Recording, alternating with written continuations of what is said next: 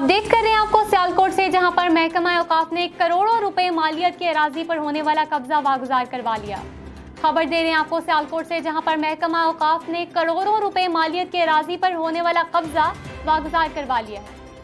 Operation के दौरान महकमा औकाफ के साथ पुलिस की भारी नफरी मौका पर मौजूद थी। मजीद जानते हैं, हमारे नुमाइंदे रहमान यूसुफ हमारे साथ कॉल पर मौजूद हैं। जी रहमान यूसुफ, अपडेट कीजिएगा।